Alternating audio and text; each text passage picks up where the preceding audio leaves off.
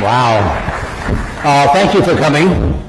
Thank you, President Bollinger, and also to Columbia for hosting this. And we also very much appreciate the people who are here in Alfred Lerner Hall. And we want to welcome everyone viewing on Facebook Live. These two guys sitting next to me I've known for a long time. I've probably done more interviews with the two of you than anyone else. I certainly know that I always came away, one, having fun, and two, learning something. And my guess is so will you this afternoon.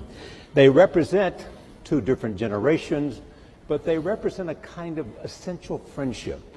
As Bill has said, it was instantaneous when they first met, that they knew they would be great friends. I should also say to you that they have been here before. This was, I think, in 2009, was it? Sounds right. Do you remember, Bill? Yep. 2009. And what was that event called? Making America Great, wasn't it? Keeping America Great. Keeping America. We're entitled to a royalty. Keeping America Great in 2009. Later, I'll be here talking for just a few minutes with them, but this is an opportunity for all of you to participate. There'll be people going around with microphones. I ask you, in the interest of everybody here, we don't need speeches, we need curiosity. We need people to really think about what they're saying, think about what you think, and in the most precise way you can, ask a question so that as many people as possible will have a chance to be involved. We'll have a considerable amount of time, to talk about anything, and certainly everything from your curiosity about what they know, which is considerable, but also the world around you, because they know a lot about that too. But I want to go back to the idea of this friendship, Warren. What is it that you two share? What makes this friendship so satisfying for both of you? Well, I think we both certainly share a curiosity about the world, and we come from two different but related worlds. So I think we probably spent about 10 hours of this 1 hour visit that Bill was scheduled on July 5th, 1991. His mother had to talk him into it. And we weren't halfway. I mean, we'd got no place in terms of our eventual agenda just in that time. In fact, the governor of Washington came by, and Bill's dad had to come into the bedroom and pull us out of it. We didn't want to. He was a little embarrassed we were talking to him. Well, we have fun to start with. Right. I mean, every relationship should have a lot of fun in it, and we find the world in just such an interesting place. So we like to compare notes on it. When we compare notes, we have a lot of fun doing it. Part of the time, as I remember the conversation, by the way, there's a remarkable documentary about Warren, which is on HBO. I think it premieres on January 30th, on Monday. Yeah. You should take time to take a look at it. Bill's involved in that, and you will see, in a sense, it's called, I think, Becoming Warren Buffett. Yeah, that's what it's called. Becoming. Took me 86 years, but I got there. You're doing well on it, though, aren't you? Well, so far, yeah. Best is yet to come. And one of the things that happened tonight, Bill, was that I guess your dad at the dinner said, what's been the most important quality for you? And you found out that you and Warren had the same word. Yeah, I think curiosity, which Warren mentioned, is an amazing thing where you try and predict what's going to happen, and then when it doesn't, you sort of think, well, that drug didn't get invented, that stock didn't go up, that approach wasn't popular. What is it about my model of the world that's wrong? Who could I talk to? What could I read? And the things that have happened since 1991, mostly good things, have been amazing and just so much fun to talk about. We read the news and we think, God, what did Warren think about that? You both are readers. You read all the time, all day, Warren. Bill, you're a reader. You also do a lot of sort of courses online as well. I mean, what does that have done? What has that done for your life? The sense of constantly learning. Well, Go ahead, Bill. It's an incredible time to be a learner. I remember when I was young, I had the World Book, which is one of Warren's products, and it was very good. But I always felt like, God, I want to get into this in more depth. I want to understand it better. Today, the videos that are online and the courses that you can buy with the very best professors, it's phenomenal. Take a subject like weather or climate change, or what's going on in economics, what's known, what's not known. Now with the foundation, a lot of what I need to learn is about biology, making vaccines and what's going on with these various diseases. This is a phenomenal time to be a curious person. The information that's out there, I have my biggest problem is that I stay up too late because I'm reading and then I'm a little bit tired the next day. The other thing that you share other than reading is optimism. You believe in America. Absolutely. You have said to me more than once, I would give up a year of my life just to know what the next 50 is going to be like. Yeah, even the next 4 now. I mean, Why'd you pick 4? I don't know, just number that came to me. It is just fascinating what's happened just in my lifetime. In the 86 years. I should mention one thing about reading. It was at the library here at Columbia, which I spent probably more time than any other student. I lived there practically. But I pulled the book out there, happened to be Who's Who in America, and it told me something about my professor, Benjamin Graham. And then I looked up and I went to the library and I said, I want to learn more about this because I learned this over here. That changed my whole life. We own Geico now because of that librarian directing me to some other book and then following through on that. It's the chance. I read about 1/5 the pace that Bill does, but I still spend 5 or 6 hours a day reading. I mean, it just, you can learn so much. I particularly love biography, just to be able to live the lives of these people that have been so extraordinary, the lessons and the discouragements they face, just everything about it. So you can't get enough of reading. What surprises you most about Bill? That's an interesting question. I guess what really surprised me is initially we just found so many things to connect on. He did try to sell me a computer. That's probably the only sale he didn't make, although the computer changed my life for the better in a big way subsequently. But, he just had this same curiosity. And the other word you have used is focus. Well, the focus is no question about it. I mean, both of us got to where we are in a big way because of focus. Bill, what surprises you about Warren? I was so amazed that he comes to investing with this broad model of the world. So one of the first questions he asked me was, hey, Microsoft's a small company, IBM's this huge company. Why can you do better? Why can't they beat you at the software game that you're playing? And I always, every day I was thinking about, okay, what advantage do we have? What do we do? But nobody ever asked me that question. And we talked about the economics of software, which is a very different and special thing. And he could relate it to things that he'd seen. And I didn't understand banking, why some get ahead and some don't. And so he was able to put that in very clear terms. And so I found somebody whose model was rich enough that it helped me understand things that I really wanted to know. And we could laugh about things that were a surprise to us. I'd say his humility and his sense of humor really stood out in this incredible way. I mean, he enjoys what he does and he shares that with other people. And even, when I ask questions that are pretty naive that he's probably been asked 50 times, he's very nice about, well, it took me a long time to figure this out, Bill, but here's how it works. I tried Bill out with some non-transitive dice. And I'd read about him in Scientific American or someplace. And there were only 2 people in the world in the history of these dice that actually figured it out while I was trying to take their money from them.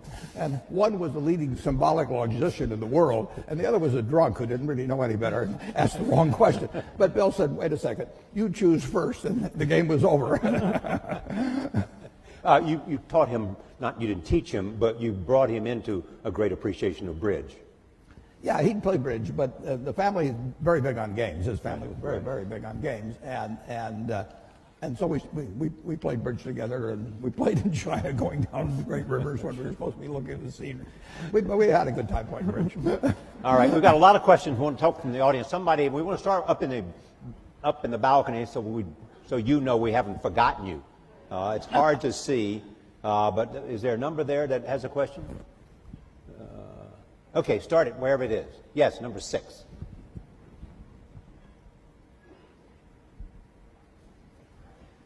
Thank both of you guys for being here today. My question is in regards to public health and vaccinations. Given our current president's publicly stated stance against the use of vaccinations, both in this country and abroad, how would you recommend that we, as students and future leaders in health sciences, best allocate our resources to most effectively resist his alternative fact political philosophy in regards to domestic and global public health? Thank you. Well, Bill? That's a good place to start. Yeah. Well, the facts about vaccines are very clear and very strong, which is both that they're safe and that the vaccine schedule has been designed to reduce disease. And the more parents that adhere to it, the more not only their children be protected, but you have some kids who are immune deficient. And so unless the kids around them are protected, then it puts those kids at risk. And there are diseases like measles or pertussis that all it takes is a small cluster, and then mostly those diseases would be coming in from overseas, but you can get infection, and in some European countries you've had deaths because the kids weren't vaccinated. I don't think the U.S. government is going to come out with any negative statements. There may be a commission, and fortunately, if you look at the facts are quite unequivocal. We certainly are speaking out in favor of vaccines. I'm a little surprised that we have to stick up for them, but it's true in every country that you get these rumors, and particularly in today's media, those rumors can get out and ahead of the facts because the rumors are sort of more salacious or, contrary to what you've been told type things. Here, I'm sure we'll have a chance, if necessary, to go through the facts again and get a clear positive message from the government. And the risk is, if vaccines somehow, people are scared of having vaccines, the risk is? Well, we're engaged right now in polio eradication. And the only way that succeeds is to get 95% of the kids to have these vaccines.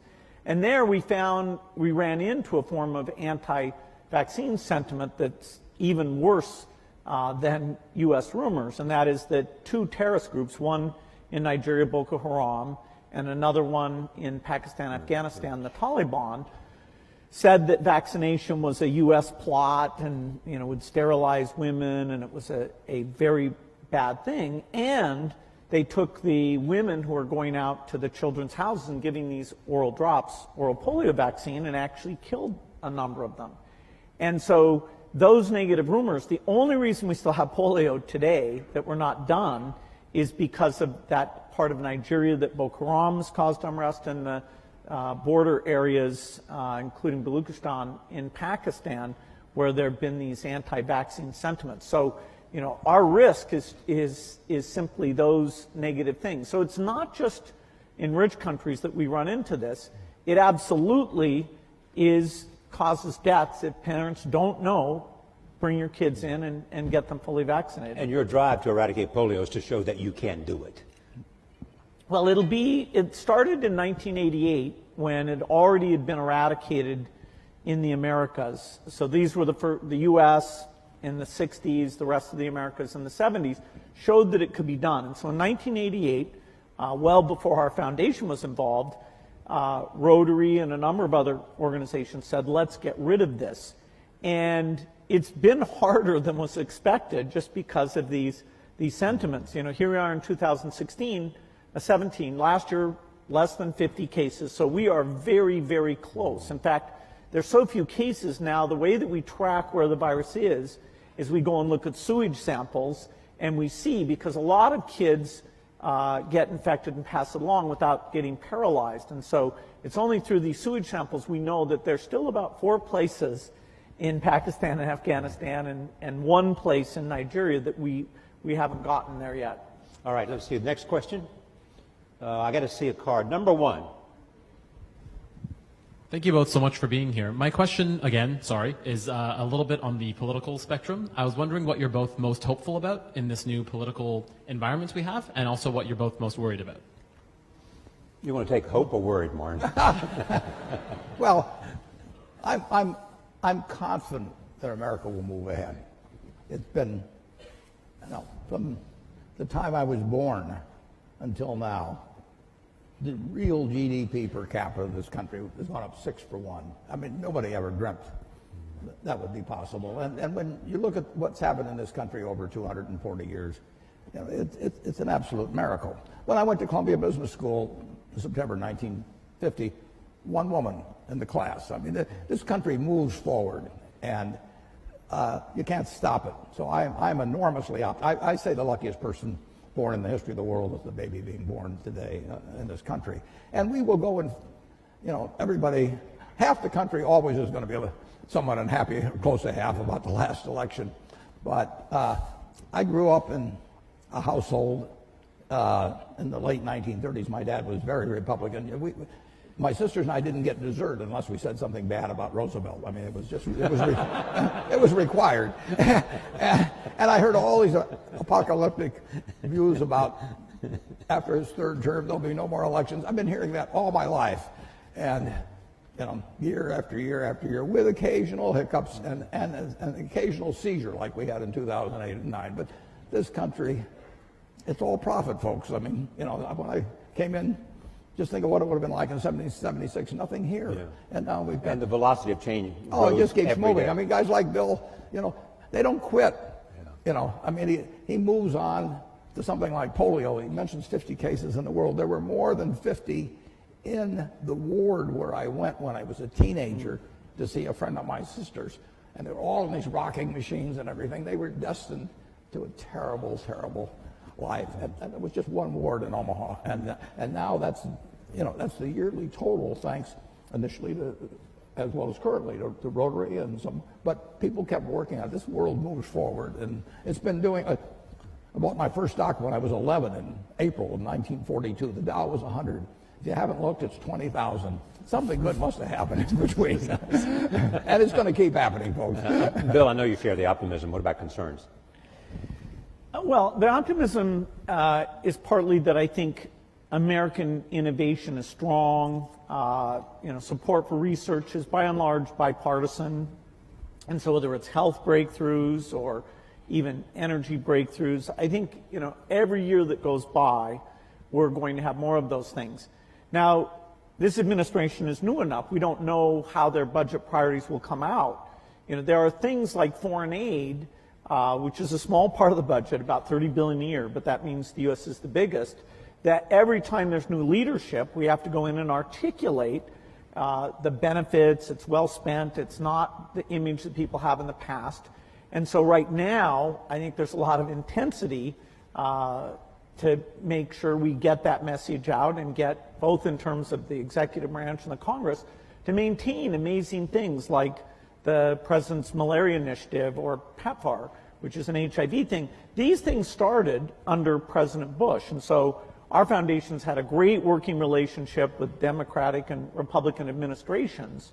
Most people wouldn't realize that U.S. foreign aid as a percentage of the economy, which is generally how it's measured, reached its low point in 1999 under the Clinton administration. Now, I'm not saying it was the administration. It was a mix of the administration and the Congress. Then, during those Bush years, it went up fairly substantially. Now, the economy helped with that, but these initiatives were really amazing. And, I'm hopeful that maintaining or even growing these initiatives will be a priority when there's a lot of talk about tax cuts and different spending activities. And so it is a bit up in the air during these months ahead. And you've often made the point that no matter how big the private contributions are, sometimes in terms of sheer scale, you need a government. Yeah, somebody asked me today, if PEPFAR, which is this AIDS program, was canceled, wouldn't private philanthropy make up for it? Well, PEPFAR is over $5 billion a year. That is this one aid program, which is a phenomenal thing that's saved over 10 million lives. That's larger than our foundation, which is the largest in the world. So there's no possibility the government sector, US, UK, other European donors, that's $130 billion a year in total that's uplifting these poor countries in health and education. And if we lose the consensus around that, if people draw inward too much, we will hurt progress and there will be millions of lives lost because of it. All right. And one thing that might be mentioned, Charlie, is that the difference between now and 60 or 70 years ago in the ability of really bright people, really innovative, really energetic people to get finance to do things is just dramatically better than it was at that time. So now, if you've got good ideas, and there's good ideas right in this crowd, and you've got energy, it's far easier to get finance to move forward those ideas than you could 50 or 60 years ago. Is that because of the internet or crowdsourcing? Of what is it? It's just lots more capital around and people more optimistic about. People are very optimistic about business. But better ways to connect the two, the capital and those and the ideas. It's dramatic. It's dramatic. And the willingness to take risk. The first venture capital stuff is in the 1960s, and it's tiny. Microsoft, when we were taking outside investment, we took at a valuation of $20 million, we took $1 million for 5% of the company. I'll do it retroactively, folks. You had your chance. You had your chance. We never spent the money. That is, our business was profitable enough. We really didn't need to do that, but we wanted people on our board to give us advice. And there's an episode of Silicon Valley where all these venture capitalists are courting this guy. And that really reminded me of what it was like. By that time, which was 1984, there were dozens of venture capitalists. And that's something that other countries have tried to duplicate. They have in small part, but not nearly as well. This willingness to take risks, the idea that if you have a failure, it's not a mark of shame, that, hey, what's your next startup going to be? You heard his secret, folks. He gets his ideas from Silicon Valley. Be sure. All right. Cards. Let's see where the cards are, folks. Okay, number 3. Take the card right there. So you started this talk about how you'd able to make a model and it won't accurately predict what happens. And on the other side of the coin, I was wondering what happens when you create such well-developed predictive technology, and what are the ramifications and implications of that outcome? Well, I don't think our predictive technology, is going to be like an oracle. Warren's nickname is the Oracle of Omaha. But, the percentage of times you can predict things like macroeconomics because they involve emotional sentiment. We're a long ways away from that. The biggest modeling thing I'm involved in is a group that models diseases. So we look at HIV or tuberculosis and understand, okay, what do we have to do in terms of diagnosis and drugs to get these things down? Once we finish polio, we'll go on, and our next big challenge, which will take decades, but I expect will be done in my lifetime, is malaria eradication. So these models aren't nearly at the point where they can take human sentiment into consideration. The field of economics, a very basic question about what we should have done differently before the financial crisis, there really is no consensus, whether it's with the public or inside the profession of economists. They agree that some of the emergency treatment we did was necessary and important, and I wish that was better understood. But in terms of the root causes, it's actually a little disconcerting how little our models or understanding explain how that imbalance got so extreme. All right. Well, number 2. Hi, my name is Eugenia. I'm in the engineering school here at Columbia. And I wanted to ask, you were talking about that you love reading. I wanted to ask if you have a particular book that it changed your life, like the way you think about things.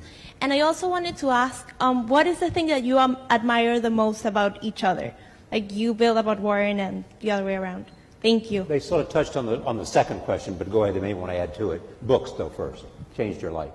Well, a book did change my life, and it was by a fellow who taught here at Columbia, Benjamin Graham, and I read the book when I was 19 called The Intelligent Investor, and I'd been interested in investments since I was maybe 7 or 8, but I'd never, and I'd read every book in the Omaha Public Library by the time I was 11. So why do you think you were interested in investing when you were 7 or 8? Because I was too dumb to get interested at 4. My dad had a very small investment firm, and I would just go down. I read all the books that he had there, waiting to go to lunch or whatever it might be, and then I went to the public library and read them all, and it just was a fascinating subject to me. But I didn't have any. I knew what everybody thought and all of that at an early age, but what Graham wrote made sense. I just happened to pick that book up at a bookstore in Lincoln, Nebraska. But to investing per se, is there something about your core competence that made investing the perfect place for you to be? Yeah, it certainly wasn't be a pro football player. I looked. It was a question of zeroing out all the other incompetencies, and I was left with one thing, Just the allocation of capital. I was actually wired in a way that was. This would be something I would be good at. So wired in what way? I can't tell you precisely, but I've got the right temperament for it, which is much more important than IQ. If you've got more than 120 points of IQ, sell the rest to somebody else. You don't need it in investments, but you do need the right temperament. You do. You do have to be able to think for yourself. And getting back to, the earlier question, the first question I ask myself when I look at a business is, is it important and easy what I can determine about this business? Yeah. And a lot of them don't make it. Now, Bill is looking for hard questions that plague society, and where intellect and money may make a difference. They may not for a while, but he's taking on the tough things. My job is to find easy things. I'm looking for 1-foot bars to step over, rather than 8-foot bars to jump over, But that's not irrational if you're looking at the investment universe. But reading is key. On the biography, on the book thing, I will tell you a wonderful book to read. I can tell you a number of them. Intelligent Investor, obviously, if you're in the investment field, but Katharine Graham's autobiography is a marvelous book, and it's absolutely honest, told by an incredible woman who had an incredible life and then wrote honestly about it. But someone who you knew very well and invested sure. with, and she was a bit reluctant and had to be assured, that she was afraid of me, actually. Yes. But what makes that book so much? It is such a broad range of human experience, honestly told. I mean, you couldn't have nobody in Hollywood could write a scenario that she lived through, and just to see that world develop, how she reacted to it, and everything. You can learn so much. My partner Charlie Munger just loves Ben Franklin. You can learn from other people and their mistakes, and I find biography is my favorite. Part of the reason you love biographies. Pardon me? Part of the reason you love biographies. Yeah. Okay. Where is the card? Right here. Just come here. I'm having a hard time seeing the card, so that right here. See where the hands are raised. Hi, my name is Chisima. I'm a senior here at the college. I'm also a Gates Millennium Scholar with my family over here. So I'd like to ask, what both of you do involves a lot of risk. And sometimes you have to face the fear of failure with that risk. So I'm asking, how did you overcome that fear, and what steps did you take to do that? Well, I think I was very lucky that when I was in high school, the computer was brought in there, and I developed a fascination for it and became kind of fanatical about it, so that, I didn't view it as risky. I viewed it as this kind of fun hobby. Even when I went to college, which I didn't finish, but I spent time up in Cambridge, Massachusetts, I wasn't sure that would be my life's work. Now, as the chip came along and made it mainstream, it became very obvious that something dramatic was going to happen. And so my passion, my hobby, and the area I could start this company right at the beginning of the revolution, that coincided in a nice way. And I never felt it was risky. You know, if Microsoft had failed, I didn't have kids or anything. I could go back to school and, you know, finish my degree and, you know, go get a job somewhere. I was very risk averse in running the company. I always made sure we had enough money in the bank to pay everybody for at least a year if nobody paid us at all. Because this idea, I was hiring people who had kids and families, and they were moving to work there. And here I was, you know, 19, 20 years old, and sort of telling these people I'd be paying their salaries. So I was actually very conservative on a financial point of view. And one of the few arguments I had with Steve Ballmer, who came in and played a phenomenal role in the success of the company, was how many people could he hire? Because I was trying to be so conservative. But I let him go full speed, and you know, it turns out our financial success meant that we never had a conflict about that. But you know, I think it's great to be risk-taking, particularly when you're young, trying out different things, fields that you know aren't very popular that you might enjoy. But I never got into a position where I was taking actually, in any meaningful sense, I was taking a big risk. I mean, the risk for you would not to have acted because you felt the train was leaving the station. Yeah, and it was so clear that, you know, this was going to happen. And this was so much fun. I mean, you know, I was a fanatic. I didn't believe in weekends. I didn't believe in vacation. My mom had to negotiate whether I'd come once a week for dinner. No matter who the guest was. That's right. That's right. Yeah. But Warren, you have often said you still tap dance to work. Absolutely. Because you can paint with your own colors. Yeah, I'm as excited about tomorrow in terms of what's going to happen as I was when I started. I was having a lot of fun when I started, but I'm having just as much fun now. And when I was here at Columbia, I had this terrible fear. It was impossible for me to speak in public. I mean, I wasn't able to do it. I actually read an ad in the New York Times. I went down to Midtown, signed up for a course, gave the guy a check, and then stopped payment on the check. I mean, I just petrified. But finally, and actually, after you get through hearing me today, maybe you'll wish I'd stayed afraid of public speaking. But that's another question. Then, when I got out to Omaha, I finally decided I just had to do it. So I gave a guy $100 in cash, and once I parted with $100 in cash, I'd jump off the Grand Canyon to get my money's worth. So, but it changed my life. But I would say this: don't fear failure. Almost everything that's turned out, I got turned down by Harvard. The best thing that ever happened, among other some good things that happened that didn't seem good at the time. Don't worry about. And don't let it eat at you or look back. Just keep going, because you're going to have some things, and forget them. Go forward. All right, I want to go to the back of the room, right back there, wherever number 3 is. Hi, my name is Matthew Mann. I'm a first year at Columbia Business School. Both of you had a moment where you went out on your own. And I guess my question would be, if you were to do it all over again, you're in our shoes, what industry would that be in? Where would you start your own business today? I'd do the same thing. Yeah. I mean, for one thing, I'd be a failure at anything else probably. I mean, I'm not gonna, no, I mean, I had fun when I was in my 20s, my 30s. Now I'm 86 and I'm having fun. And so I advise students, as much as possible, look for the job that you would take if you didn't need a job. I mean, don't sleepwalk through life, and don't say it's all going to be great. I'll do this and I'll do that, and I'm just marking time till I get to be older. That, as I've told people, that's like saving up sex for your old age. I mean, it just is not it is not a good idea. Yeah.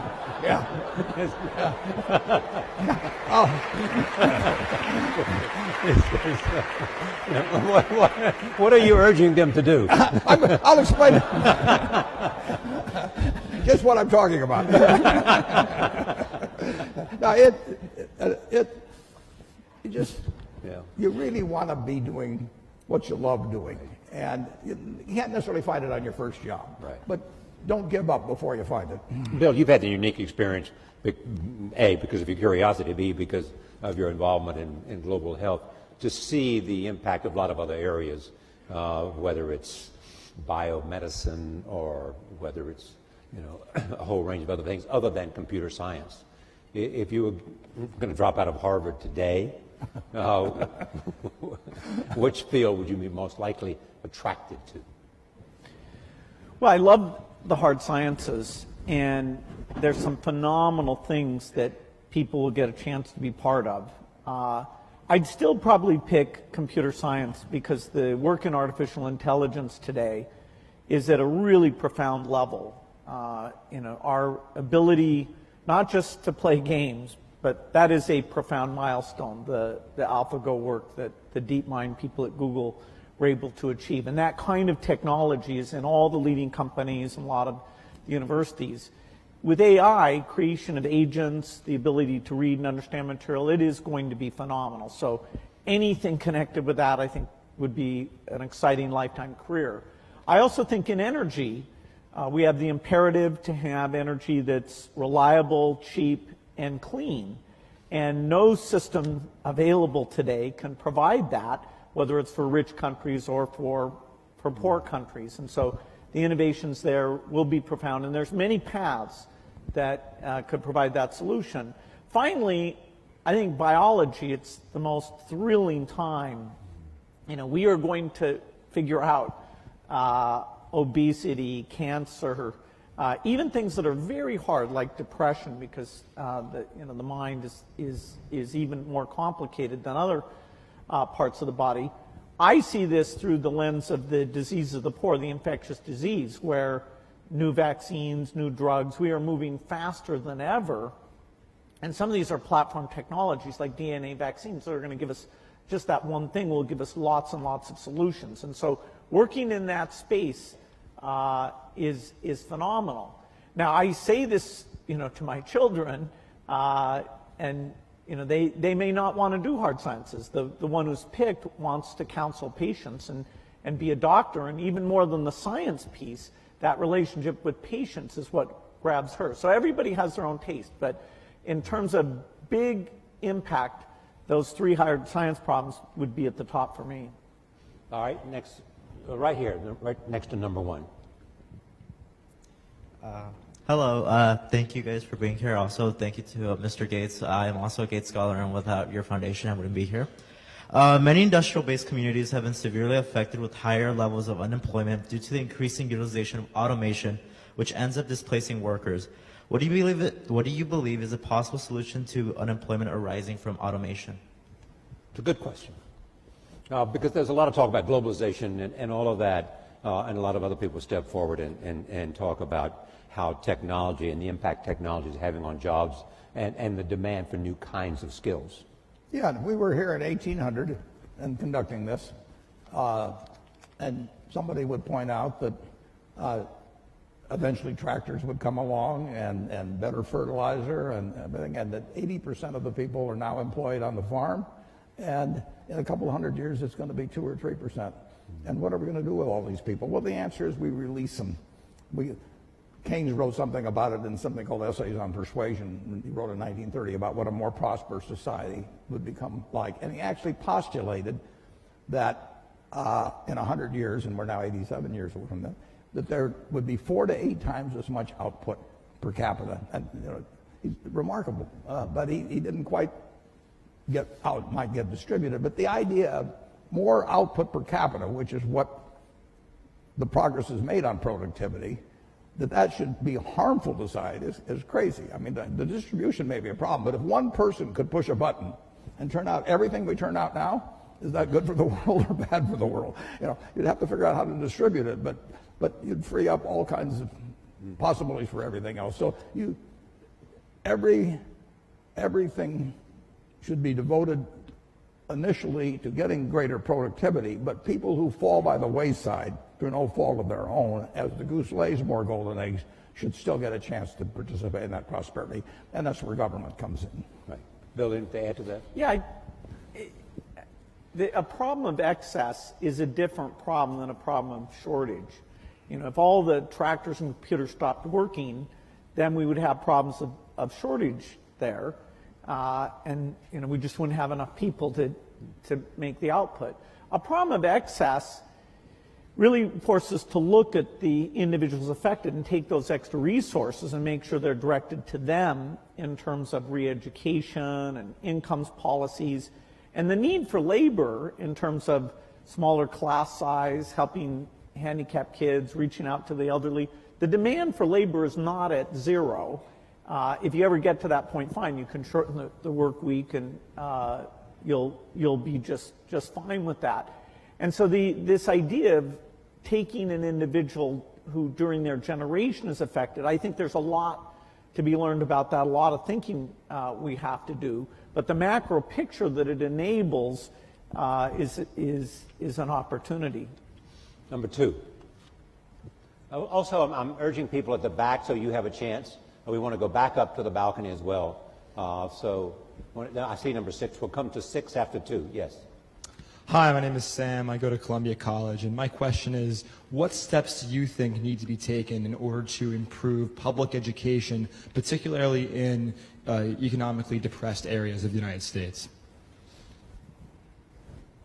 Bill was the Bill, one Bill's the education. Yeah.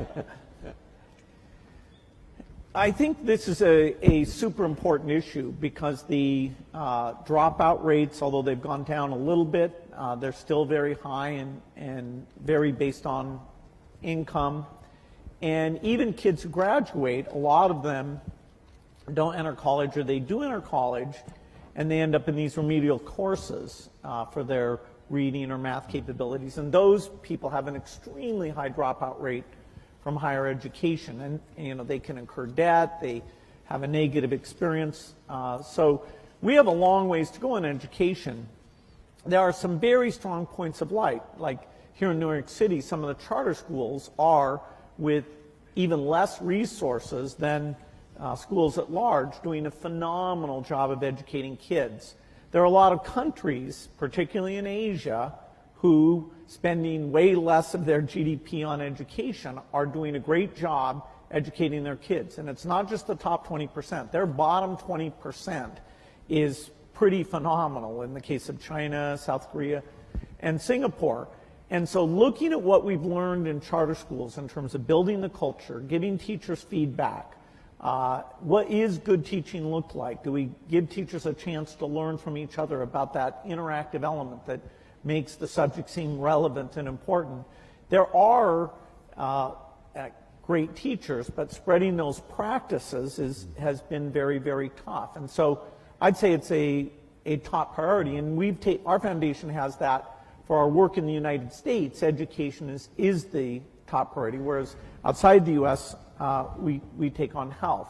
It's a tough problem because the institution of education are fairly resistant to change, and people are not yet convinced by various approaches very easily, but we need to keep at it. We're going to stay and even actually put even more money into trying to help create models. Okay, up to number 6. Hi. First, I want to thank Bill. I've witnessed the role of your foundation in eliminating polio in India, and I'm really thankful for that. My question is more on how to set the basic level of debate in any public sense. There are many trade-offs. How to explain climate change policy for people who are losing jobs in the coal sector? How do you balance the current short-term economic goals with the long-term peaceful transition to the renewable sources of energy? No, it's a good question. The certain topics are so complicated, like climate change, that to really get a broad understanding is a bit difficult, and particularly when people take any of that complexity and try and create uncertainty about it. For example, India's kind of paradigmatic in that they want to electrify for all sorts of good reasons having to do with health and reading at night and quality of life. And the question of should they delay electrification for climate issues is going to be very difficult. The ideal is to innovate in such a way that they can go full speed ahead on electrification without emitting the CO2 that the natural path of them today, which is coal, is the way to go. And so we have a lot of cost reduction to do. because rich countries may be able to buy premium electricity. When you get to middle income or lower, that's just not going to happen. And you know, democracy has us allocate these resources in terms of investing in the future and things like research and investing in the present. And when you have a problem like the financial crisis, then you do get a little bit of more of short-term thinking. And I'm hopeful, I think it's better for the world and for the country if we can get back into a little bit more of a focus on the long term. We have some questions from Facebook. Warren, a central tenet of your investing is to invest for the long term. And this comes from Brian White, who says, how might Bill and Warren convince investors to think beyond short-term returns to encourage world-changing innovation? Well, I've spent my life trying to convince people on investing for the long term. Listen, if I knew how to double my money tomorrow, I'd probably invest for the short term too. But it's much easier to invest for the long term if you're just talking pure investment, because you know what's going to, in my view, the very high probability what's going to happen 10 and 20 years from now in a major way, and I don't have the faintest idea what's going to happen tomorrow or next week. But if you're talking about societal, it's very tough because politicians face elections either every 2 years or 6 years, and the way particularly congressional districts have been organized, primaries have become more and more important, and so it's very hard to have politicians think of something that's wonderful for the country for 20 years but will cost them the election 2 years from now. And that's a basic problem in a democracy, and it gets to be more of a problem as we've arranged congressional districts so the primary dominates, because a very limited number of people turn out and their motive tend to be on the extremes of both parties. So it's not easy. Whether you're going to make an investment in a company or whether you're going to buy the company, what are the factors that you're looking for? What test? I'm looking for durable competitive advantage. I'm looking for something that has a moat around it for a considerable period of time. And I'm looking for an honest and able management to run it, because I don't know how to run it myself. And I'm looking for a purchase price that's not excessive. But it's better to pay a little too much for something that's a very good business than it is to buy some bargain, but really a company without much of a future. And I don't know. I don't have a ability to predict with a high probability of success the future of most companies. So I'm looking for the exception. But the nice thing is, if there's thousands of companies out there, I really only have to be right on a couple. I mean, it's exactly the opposite of baseball, where you have called strikes and the pitcher's trying to throw it to you at the worst part of the strike zone for you. And if he succeeds in getting into that corner 3 times and you don't swing, you're out. And investing, it's a no called strike thing. So I can sit there all day and somebody can throw me one company after another, and finally I get one in my sweet spot. Both of you have chosen both wives and partners well. Charlie Munger added what to your? Charlie Munger changed my views.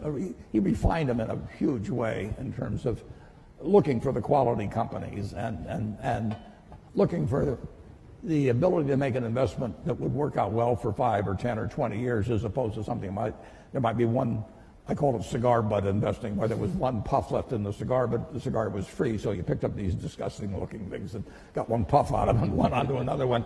And that worked okay, but it was small scale, and it really doesn't build something satisfying.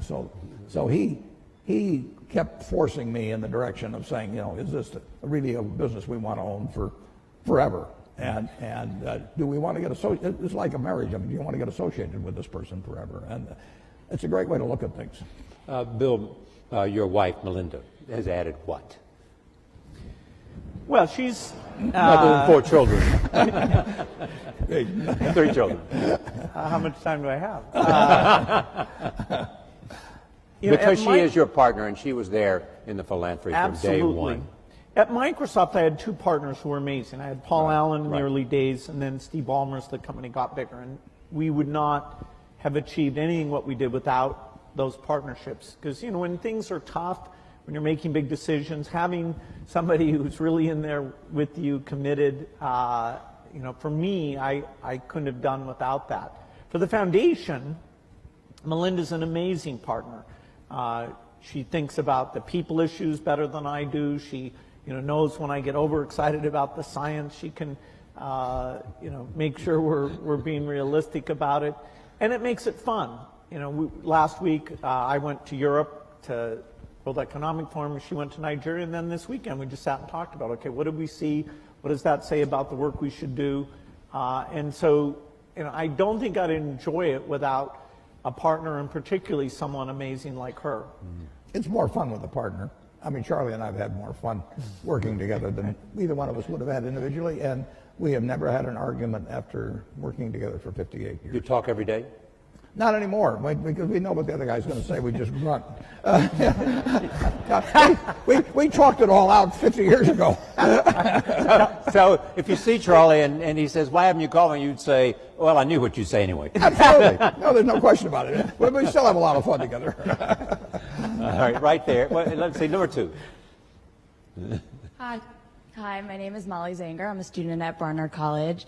I guess what I'm basically wondering is what your main considerations are when you're choosing where to donate and what causes to donate to, and what the main challenges are that are associated with that. Yeah, well, I wholesaled it because I made a choice that I wanted to have. Well, originally, my first wife and I planned that I would pile it up and she would unpile it, but that was plan number 1. But she died in 2004, and then I had the problem of figuring out the best way to distribute what would turn out to be a lot of money. And I wanted some people who had similar values and similar objectives to what I had, but I also wanted people who would pour in intelligence and energy, and in the case of Bill and Melinda, a lot of their own funds, would work at it full time, but who really saw society as I saw it, which was that every life is of equal value. And that if you start with that, and then you figure what you might be good at changing, whether it's in medicine or education or early learning or whatever it may be, that was my answer, was the wholesale. I mean, retail philanthropy would drive me crazy, but wholesale philanthropy I really like. Bill? Yeah, for our work at the foundation, the belief in innovation, which both Melinda and I saw at Microsoft, our question was, okay, how do we bring that kind of innovation to help the world's poorest? And we learned that coming up with new vaccines, that although you can pay a lot to have them created, the marginal cost comes down to less than $1. So getting a new vaccine for the main cause of diarrhea or pneumonia, that can be a phenomenal thing. So you're looking for these super nonlinear dramatic things, because as a per poor person or compared to government funding, philanthropy is actually quite small, and yet funding vaccine projects, the government isn't as good as that as a philanthropist who assembles a team and over time is learning how to do that very well. And we had models. Rockefeller Foundation was a phenomenal foundation. The Green Revolution is just one of many things that they did which raised agricultural productivity and avoided hundreds of millions starving. And so studying the other foundations that have taken these big breakthroughs and created a model out of those, that was very informative to what we've gone after. What's the most important lesson you've learned, though, about making investments from the foundation today that you learned along the way? Well, I think when we started out, I thought that just coming up with a new vaccine or drug alone would be enough, and that the world would then take that and get it out to all the children of the world. Partly through field visits I did, that Melinda did, looking at the statistics. That delivery system doesn't get out to a lot of the kids. And so having to figure out how people were hired or how that was funded and measured, this what's called primary health care, we were drawn into that out of necessity. It didn't fit the normal sort of in the lab, come up with this great concoction. And yet, in order to achieve our goals, we needed to think about those delivery pieces. In fact, sometimes the state of the product actually had to be simpler in some ways in order to get through that very limited delivery capacity. And now we're getting to 86% of the world's children with vaccines. It was about 70% when we got started. So that's a good increase. We still have 14% to go. Bill and Melinda have amazing convening and persuasive powers as well. So, I mean, they bring something far more to it than just money. I mean, they work incredibly hard, as do my 3 children and their foundations, but they work incredibly hard at getting governments involved in vaccines or whatever it may take. And that just is, you know, it's an extra dimension that I think very few people have in the field. Yeah, I mean, it's a hands-on well, travel to experience. When Melinda is in Africa and she's holding a little baby, I mean, she is actually thinking, you know, this kid needs to be vaccinated, has a decent chance in education and all that. I feel the same way about the kid, but what I really think is he's going to pee on me, you know, can I hand him something? So, you know, there's just a difference in that human touch that makes a big difference. I'm halfway in between. I think he's closer to me, actually. Number 1, number 3, and number 4. First 1, then 3, then 4. Hi, I'm Malvika Goswami at the Columbia Business School. If the current government were to ask for your advice on immigration or healthcare reform, what would you recommend to them? Maureen? Well, on immigration? Yes. Well, immigration, I mean, this country is built on it. I always say to people that are anti-immigration, you know, let's put it in retroactively. And, you know, everybody leaves. It's this country, if you think about it, Bill's heard this before from me, but we are sitting here in part because of 2 Jewish immigrants who in 1939 in August signed the most important letter perhaps in the history of the United States. And you can go to the internet and go to search Bing. And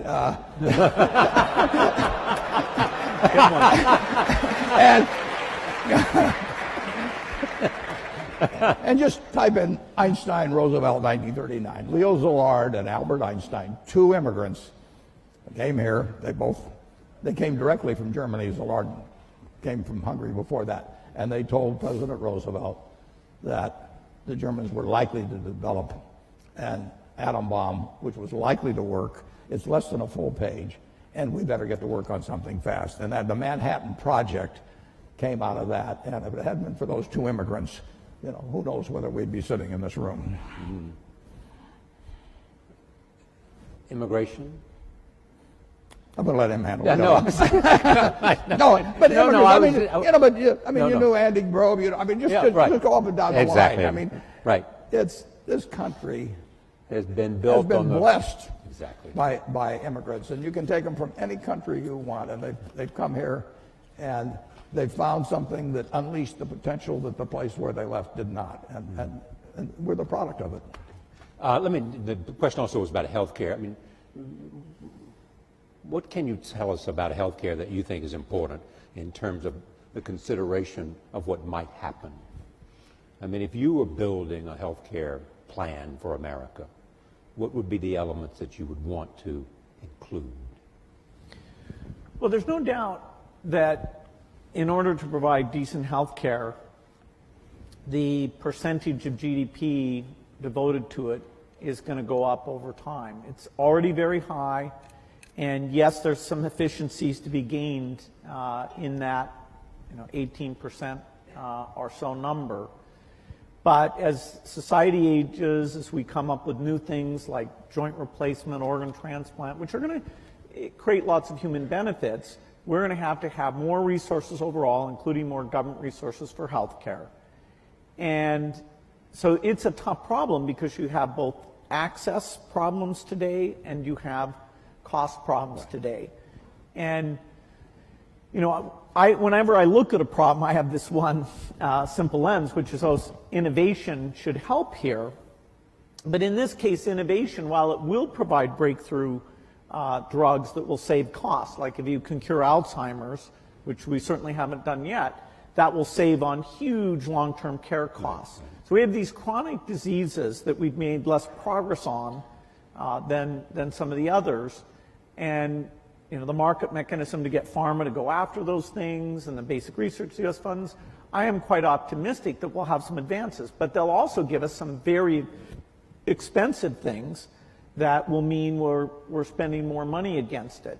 And I do hope, that at some point that we really are calling on the best minds to look at the incentives for the breakthroughs, the most efficient system we have here.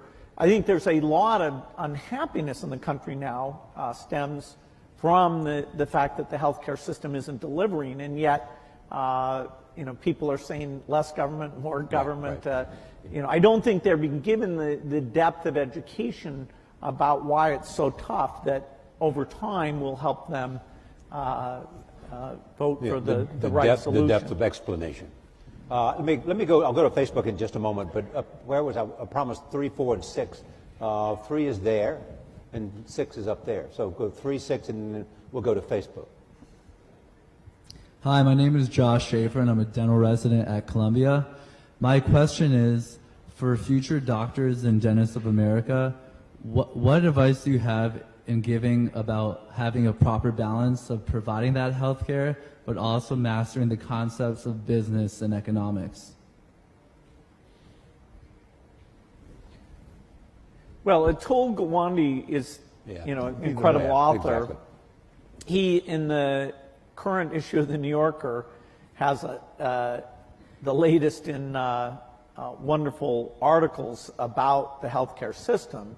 And he's talking about the people who do sort of heroic surgery like himself are paid twice as much as the people who are on an ongoing basis in a great incremental way learning about the patient and seeing what works for them. And it's a calling cry to say, hey, that part of the system needs to be run better, needs more resources. So I think it's brilliant that he's saying that, and it also corresponds to what is working in some other countries. Okay. 6. Hello, my name is Jen. I'm from Columbia College. So you both have invested a great deal of money abroad, but there is a prevailing belief by some that there are pressing issues in America. There are poor people here, there are sick people here, and we should deal with that first before even tackling anything abroad. So what are your thoughts on that? Well, my own personal thought is that every life is of equal value. And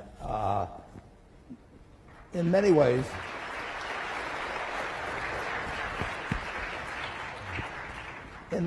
if you have a limited number of dollars, you actually can do more for more people outside the United States. We do have greater resources here for our 320 million people than exists around the world for 7+ billion people.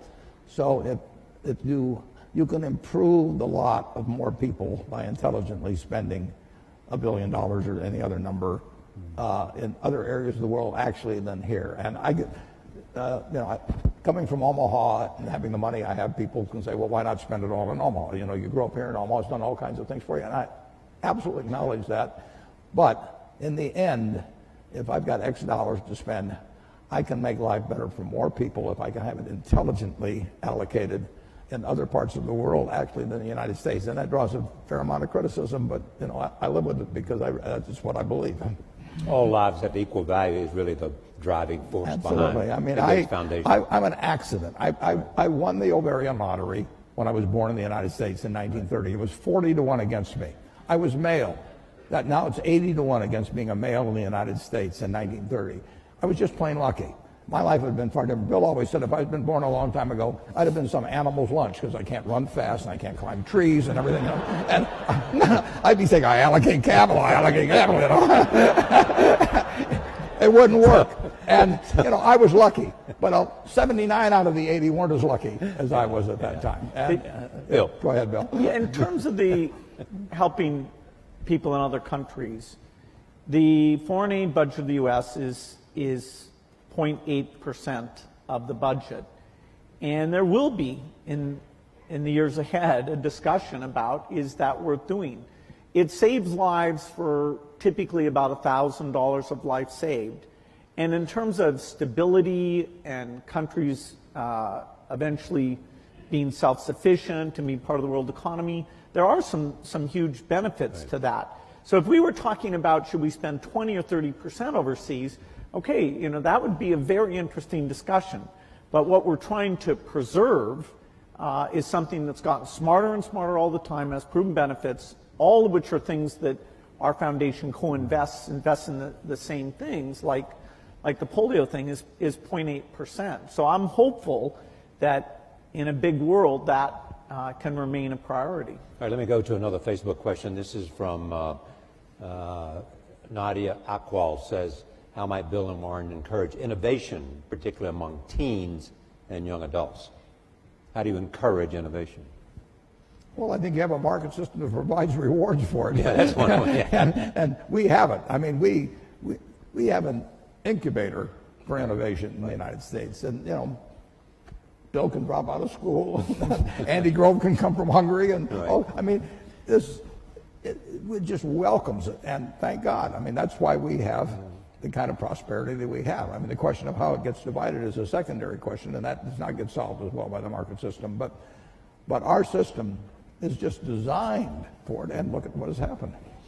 All right, number one. So also, I want to make sure we get the people in the back, so we only have 5 minutes left. So there's a couple of hands up in the back, so please recognize it. Hi, my name is Sahir. I'm a senior in the engineering school. As men of such great influence, I'm curious, and we touched a little bit about this in the last question, but how you deal with reconciling your convictions with maybe what is believed by the public, maybe even a majority, considering that you have the wealth and power and fame to make such great things happen.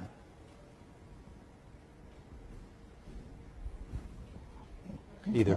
Well, I don't see, you know, the convictions I have, you know, I love sharing them and talking to people and understanding, you know, where people disagree. You know, I can be overly science-centric about things. You know, there's all sorts of causes that are super important that our foundation, because we have limited resources, we don't get to go and do. There's lots of diseases. There's aspects of education. You know, part of the strength of philanthropy is its diversity, and so just by sharing the fact that it's fun, it really can have measurable impact. I hope that sets an example for all of philanthropy. I don't happen to believe that, you know, my voice should be that much louder than other people. You know, and so, you know, some of these big political donations, you know, at least, you know, and I think Warren as well, you know, we've chosen not to have that be a huge way that, you know, we're spending our money. That's a personal choice. You know, the money's being saved for, not for the megaphone, but for the work of the foundation. Yeah, we get a podium of a certain sort, you know, but people do not. With a partner like Charlie Munger, you don't have to worry about my views being accepted automatically. They point out the shortcomings. And the influence of money in politics, I really think, is bad news for this country. I think Citizens United was a terrible decision. And the idea that somebody can pour millions and millions of dollars into a campaign, and in certain cases it not even be identified, I think really kind of goes counter to the kind of America I believe in. The two of you created, along with Belinda and others, created the Giving Pledge. How's that going? Going terrific. Bill can tell you. It really is going terrific. Yeah, philanthropy is kind of a Bill, lonely tell them thing. what it is exactly. Yeah, okay, this is, you know, we love philanthropy of all types, and part of the strength of American philanthropy is actually people with very little who are incredibly generous. Here, though, we said for the people who are super lucky, have over $1 billion, we want a group who are working together, who are committed to give the majority of their wealth away, to learn from each other. What's worked, what hasn't worked, how do you involve your kids, how do you hire staff, and they'll find areas they're working on together and cooperate, but we're not pulling any money.